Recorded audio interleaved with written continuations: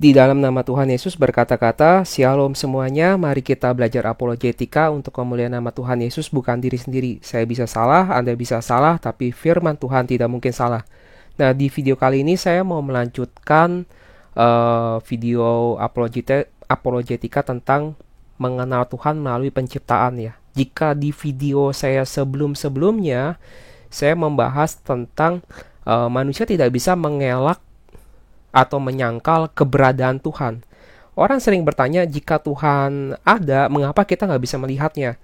Padahal, untuk mengetahui keberadaan Tuhan, sudah sangat jelas kita bisa melihat keberadaan Tuhan melalui ciptaannya. Seperti kita melihat ada laptop, tidak mungkin kan laptop ini terjadi dengan sendirinya jika tidak ada tangan cerdas yang membuatnya, yaitu ada kecerdasan di balik itu, ada orang yang membuat itu, ya. Seperti kita melihat molekul-molekul DNA ya.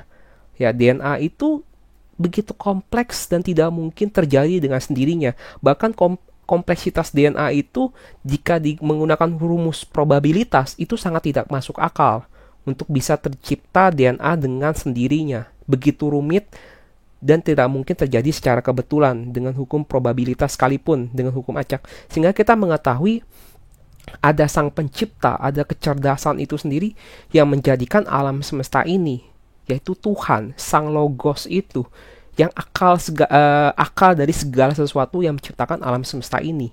Ya, tapi di video kali ini kita akan melanjutkan tentang pertanyaan mengenai manusia purba dan dinosaurus. Nah, ini kan satu topik yang menarik ya. Orang sering mempertanyakan, loh, katanya kan ada manusia purba, ada manusia kera. Jadi manusia itu adalah hasil dari evolusi, sehingga Alkitab seakan-akan salah gitu. Orang kan sering mempertanyakan demikian ya. Ya, mari kita bahas. Nah, mungkin orang bertanya, kan ada teori evolusi, manusia itu berasal dari kera, ya. Apakah benar manusia itu adalah evolusi dari kera? Ya. Yang harus kita pahami begini. Yang kita baca di dalam buku-buku sejarah ya, tentang namanya manusia kera, entah itu Picanthropus erectus apa segala macam, apa yang dicatat di sana? Ada fosil yang katanya jidatnya lebar. Apakah orang yang berjidatnya lebar itu manusia kera? Oh, kita ketemu orang jidat lebar, kamu keturunan manusia kera ya, manusia purba ya. Terus ada orang yang pipinya menonjol. Kalau orang pipinya menonjol, apakah itu manusia kera? Kan tidak juga. Karena memang ada orang yang ras-ras tertentu yang mempunyai pipi menonjol, jidatnya lebar. Oh, apakah badannya lebih pendek, dia jadi manusia kera? Memang manusia ada yang badannya lebih tinggi, ada yang badannya lebih pendek, yaitu namanya manusia, beragam manusia. Ada orang berbadan tinggi, ada orang berbadan pendek. Tapi bukan berarti itu membuktikan ada manusia kera. Nah, karena segala yang ilmuwan tulis tentang manusia kera, ya, itu tidak bisa membuktikan tentang manusia purba, tidak bisa membuktikan keberadaan manusia kera. Kalau dibilang manusia purba itu berbulu segala macam, itu hanya ilustrasi. Karena nggak ada pembuktian. Orang yang ditemukan ada fosil, tulang-tulang, bagaimana tulang-tulang bisa membuktikan bahwa semasa hidup fosil tersebut berbulu seperti kera. Kan nggak ada yang bisa membuktikan. Nah, kalau benar ada namanya manusia kera, mengapa ada terjadi skandal kebohongan? Ya, kalau kita buka berita dari National Geographic ya, ada kebohongan tentang manusia Piltdown. Mengapa sampai dibuat sebuah kebohongan? Karena yang dikatakan jidat lebar, pipi menonjol, itu nggak bisa membuktikan apa-apa. Akhirnya dibuatlah sebuah kebohongan, skandal kebohongan, yang katanya tahun 1912 ditemukan ada fosil yang fosil-fosil tulang yang katanya bukan seperti manusia, juga bukan seperti kera. Jadi dikatakan ini adalah fosil manusia kera. Padahal setelah 40 tahun dipajang di museum, ternyata fosil tersebut adalah palsu, adalah kebohongan besar. Yaitu fosil tulang-tulang manusia dicampur dengan fosil tulang rahang dari orang hutan. Dicampur. Seakan-akan untuk merekonstruksi manusia kera, padahal tidak ada manusia kera. Sehingga penemuan tentang manusia kera itu tidak pernah ada. Tidak pernah ada namanya penemuan manusia kera. Maka di dalam teori evolusi sebenarnya terjadi missing link atau link yang terputus. Ya, bagaimana membuktikan antara kera menjadi manusia? Terputus, nggak ada buktinya. Makanya sampai dibuat kebohongan, karena tidak pernah ditemukan manusia kera. Padahal ada jutaan atau miliaran manusia, ada jutaan kera, tapi nggak ada linknya, nggak ada manusia keranya, nggak ada temukan fosilnya. Itu ya. Nah, yang kedua mungkin orang bertanya, loh bagaimana dengan dinosaurus? Dinosaurus kan ada fosilnya. Orang bisa melihat ada fosil dinosaurus dipajang di museum. Jadi ada dinosaurus. Nah, pertanyaan adalah, benar ada fosilnya. Tapi benar nggak kalau dinosaurus itu sudah punah 65 juta tahun yang lalu? Sebelum ada peradaban umat manusia. Karena ada beberapa ilmuwan yang punya pandangan teori evolusi, mereka beranggapan dinosaurus itu sudah hidup 65, sudah punah 65 juta tahun sebelum jauh sebelum manusia gitu. Sehingga zamannya terpisah dengan manusia. Nah, pertanyaan, benar gak kalau dinosaurus itu sudah punah 65 juta tahun yang lalu? Pertama, sebelum kita bahas itu, kita harus tahu dulu bagaimana cara ilmuwan mengukur usia fosil. Maka kita harus mencari sumber-sumber yang kredibel. Jangan kita gunakan sumber Kristen ya untuk membela iman Kristen. Maka kita mencari sumber-sumber dari ilmu pengetahuan umum. Ya, salah satu contohnya saya ambil dari genius.net ya. Bagaimana sih caranya ilmuwan tahu umur fosil yang ditemukan? Di sini sudah dijelaskan. Nanti saya akan kirim linknya juga untuk bisa baca sama-sama. Lalu di sini dikatakan bagaimana cara mengukurnya menggunakan metode radiometrik karbon. Jadi ada karbon yang karbon itu akan menyusut secara perlahan dan akhirnya diketahui kira-kira umurnya berapa. Tapi ada metodenya, nggak sembarangan gitu ya. Nah, kita langsung saja kita lihat metodenya apa sih? Ya, kita lihat ya di sini. Nah, di sini ada rumusan sendiri ya. Ada rumusannya. Dikatakan ya, menggunakan karbon C14 yang ditemukan di fosil dibandingkan dengan karbon yang ada di atmosfer saat ini. Dibandingkan dengan karbon yang di atmosfer saat ini yang terus diukur. Karbon C14 yang ada di sampel atau yang ada di fosil, yang dari sampel ya, dari fosil dibandingkan dengan karbon yang ada di atmosfer. Jadi karbon yang di atmosfer itu menjadi titik nol. Masalahnya adalah apakah perhitungan itu akurat sedangkan kondisi atmosfer itu berubah-ubah.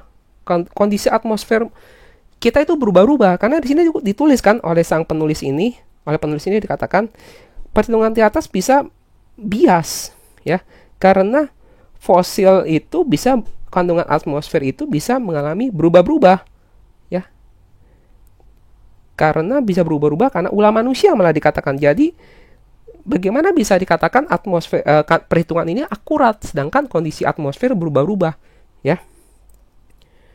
Nah, masalahnya gini, kalau perhitungan ilmuwan menggunakan metode karbon tentu saja mengabaikan Alkitab.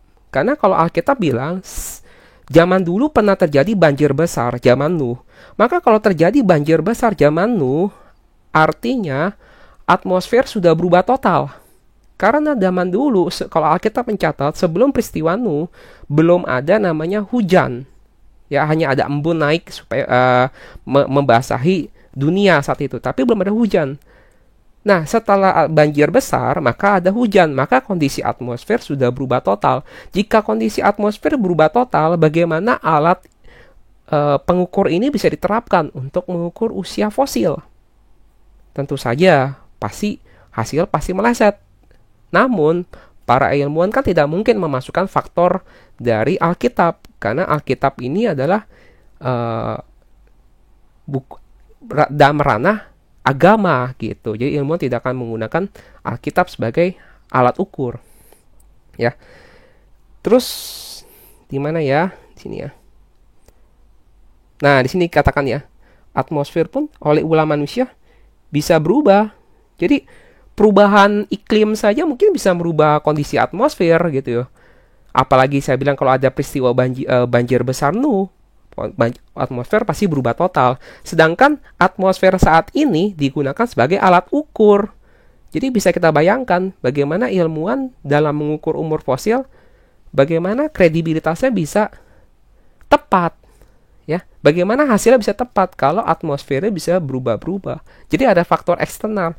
Simpel lagi nih, kalau kita taruh makanan di kulkas, ya, sama kita taruh makanan di luar kulkas, maka umur kadaluarsanya bisa berbeda. Kalau lebih awet taruh di kulkas, maka ada faktor eksternal. Kita taruh susu yang sudah kita buka kemasannya, meskipun taruh di kulkas, maka kadaluarsanya akan lebih cepat basi itu susu daripada susu yang masih dalam kemasan utuh gitu. Pasti ada namanya faktor eksternal. Dan kan cara ilmuwan mengukur umur fosil itu hanya diterapkan, bisa berbeda-beda penerapannya. Kalau kepada fosil manusia purba yang menggunakan C14 tadi ya. Tapi bagaimana dengan fosil-fosil lainnya? Alat ukurnya berbeda. Mengapa? Ya, karena alat ukur untuk mengukur fosil itu ada batasannya, ya.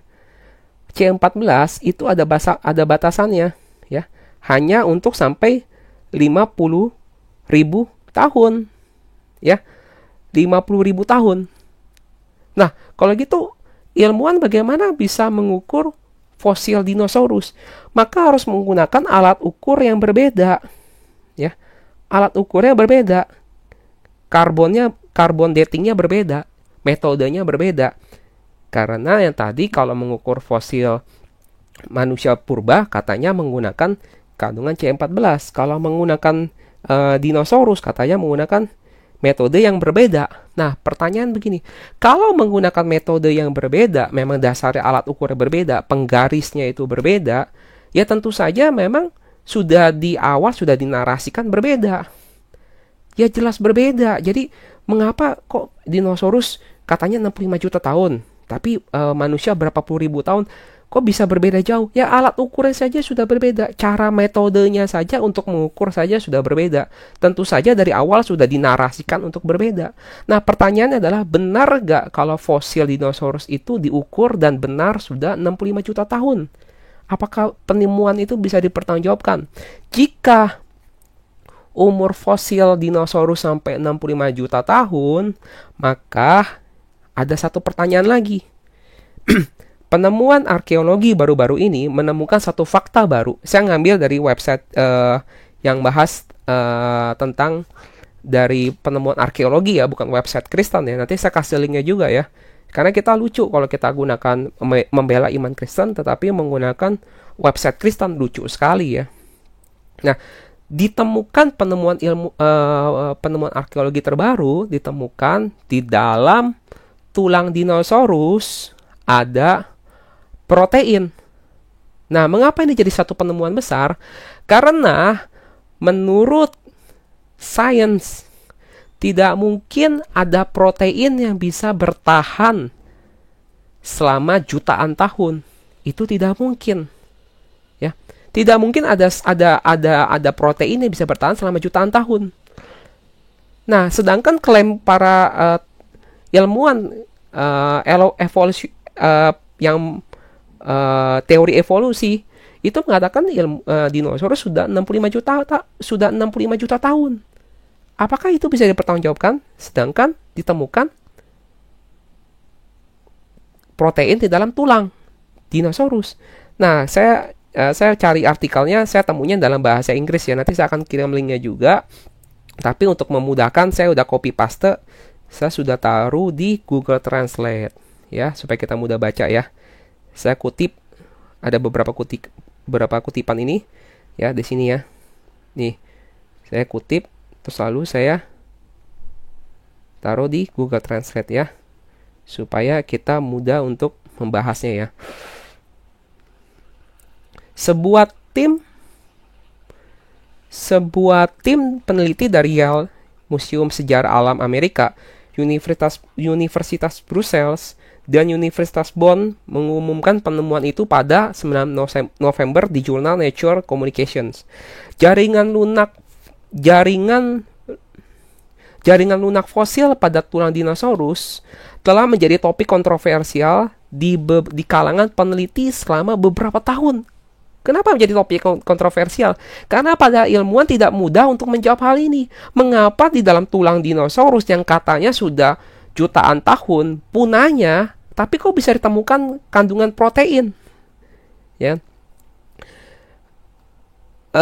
jaringan keras seperti tulang, telur, gigi, dan sisik enamel mampu bertahan dari proses fosilisasi dengan sangat baik.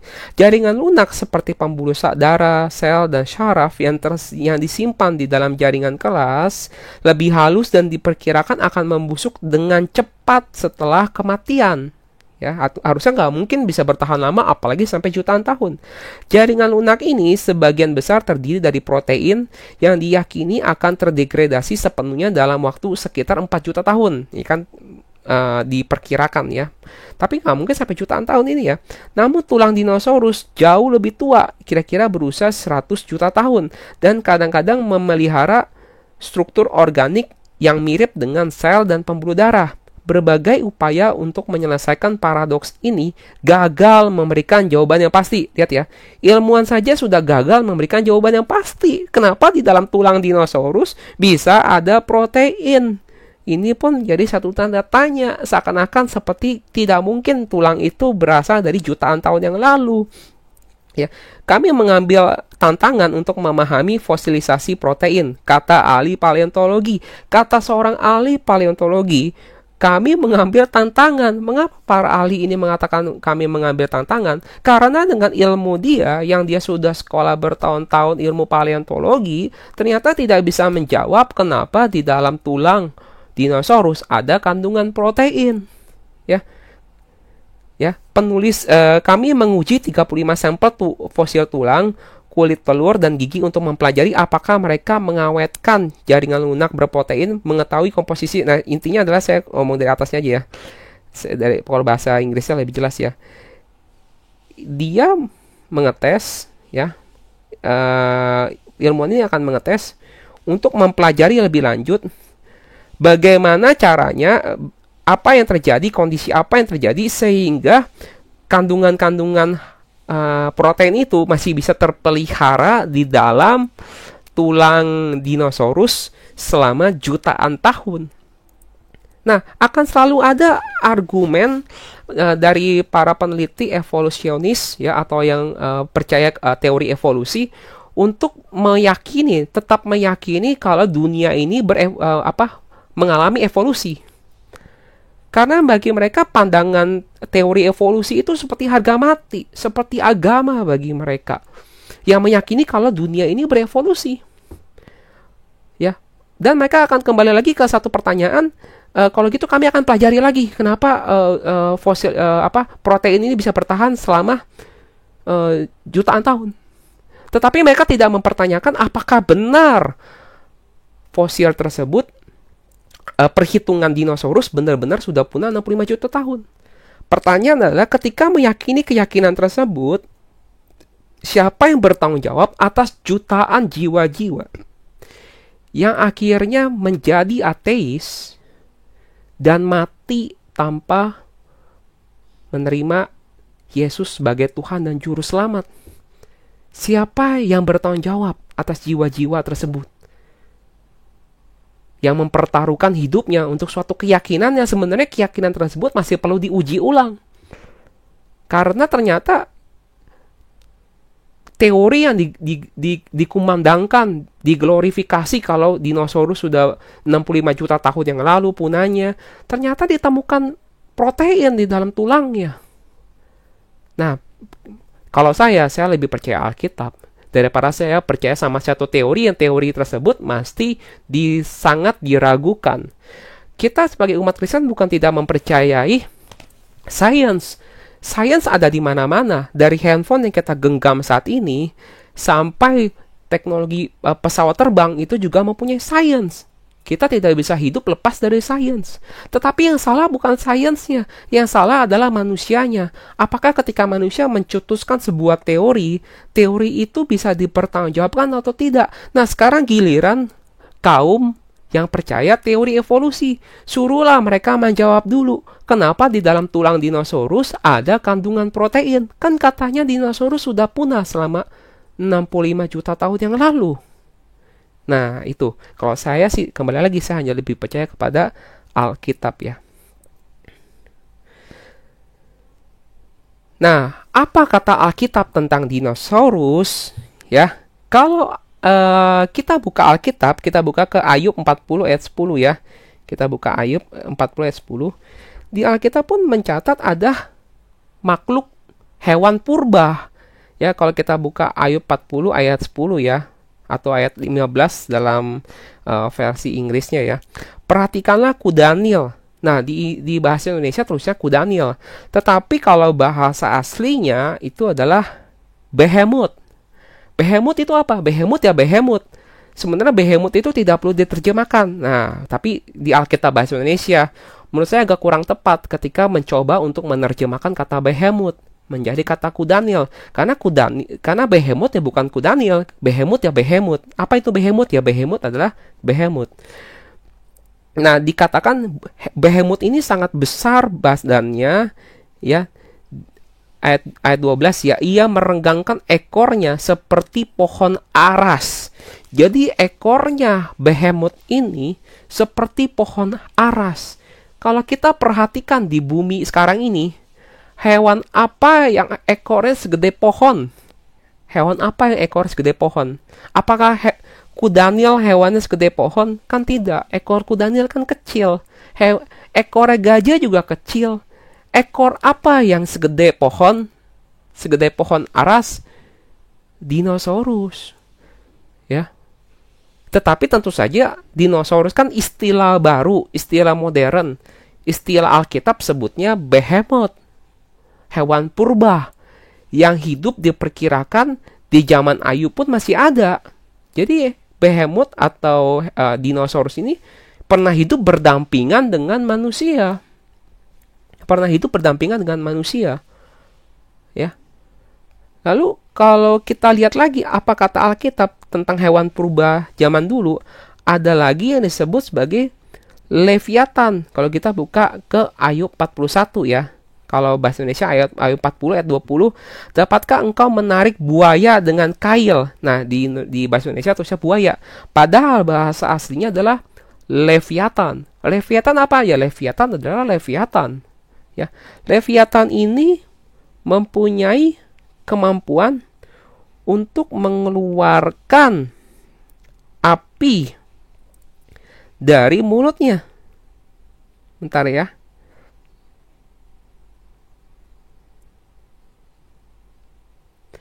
Ya, ayat 10 ya. Dari dalam mulutnya keluar sulu yang berpancaran bunga api. Jadi Alkitab mencatat ada hewan purbakala yang bernama Leviathan yang memang mempunyai kemampuan mengeluarkan api dari mulutnya. Hewan apa yang besar dan mengeluarkan api dari mulutnya? Atau apa artinya Leviathan ini? Bisa dikatakan seperti naga. Leviathan ini adalah naga, hewan kuno. Di belahan bumi zaman dulu muncul berbagai macam mitos atau kisah-kisah tentang hewan besar yang mempunyai kemampuan menyemburkan api, dan manusia menyebutnya naga. Baik itu di belahan bumi timur, di Cina daratan, maupun itu di kisah-kisah itu di belahan bumi barat, bangsa-bangsa Eropa, atau itu ada di kisah-kisah tanah air kita, seperti kalau kita nonton drama Angling Dharma, ada naganya segala macam. Di berbagai belahan bumi ada kisah-kisah tentang naga. Apakah orang zaman dulu semuanya berbohong rame-rame? Kalau satu dunia pernah mengatakan melihat makhluk sesosok naga dengan ciri-ciri yang spesifik, apakah orang zaman dulu semuanya berbohong? Ya, pertanyaan gini ya. Nah, kita kembali kepada penemuan-penemuan arkeologi dan relief-relief kuno ya. Kalau kita lihat misalkan contoh di Candi Angkor Wat Kamboja, mengapa bisa ada bentuk ukiran seperti ini? Menyerupai apa? Salah satu hewan dinosaurus. Lalu di tempat lain ada juga ukiran hewan-hewan yang menyerupai dinosaurus juga. Dan lagi, ya, kita lihat lagi ya, dan lagi, ya, dan lagi, di mana di belahan bumi lain selalu ada manusia bisa terinspirasi untuk membuat hewan sesosok seperti dinosaurus. Lalu di mana sosok hewan tersebut sudah punah. Yang jelas hewan tersebut sudah punah. Tetapi Alkitab memang mencatat jelas zaman dulu ada hewan yang bernama Leviathan, yang bisa baca sendiri di Ayub 41 ya. Leviathan itu seperti apa, yang mulutnya bisa mengeluarkan api. Dan ada juga mencatat tentang Behemoth yang mempunyai ekor seperti pohon aras, besar sekali ya. Dan kalau kita lihat bahkan sampai relief-relief, ada kisah-kisah tentang manusia hidup berdampingan dengan dinosaurus, dengan naga, ada di lukisan-lukisan juga ya. Bahkan sampai ada penemuan jejak dinosaurus, sampingnya ada jejak kaki manusia. Gitu ya. Jadi kembali lagi kepada diri kita masing-masing ya. Bagi orang yang percaya teori evolusi, itu sudah menjadi seperti agama bagi dia. Maka dia akan terus mencari argumen-argumen untuk mencari pembenaran atas teori evolusi. Karena teori evolusi kembali lagi bagaikan agama yang harus dibela mati-matian. Sedangkan kita umat Kristen, kita belajar untuk berpikir kritis. Kita bisa menyingkapi segala sesuatu dengan pikiran kritis, tapi kita juga harus berdiri dengan iman ya. Karena memang di dalam kekristenan kita kadang berpikir kritis, tapi kita juga harus berlandaskan iman. Karena kita bukan hanya Tuhan bukan hanya mencari orang pintar, tapi yang Tuhan cari adalah orang yang mau percaya dan taat kepadanya. Ya, biarlah video ini supaya semakin menguatkan iman kita semua, dan biarlah segala kemuliaan hanya bagi nama Tuhan Yesus. Amin. Mohon bantu share juga video ini bagi yang lain supaya menguatkan iman kita bersama. Terima kasih.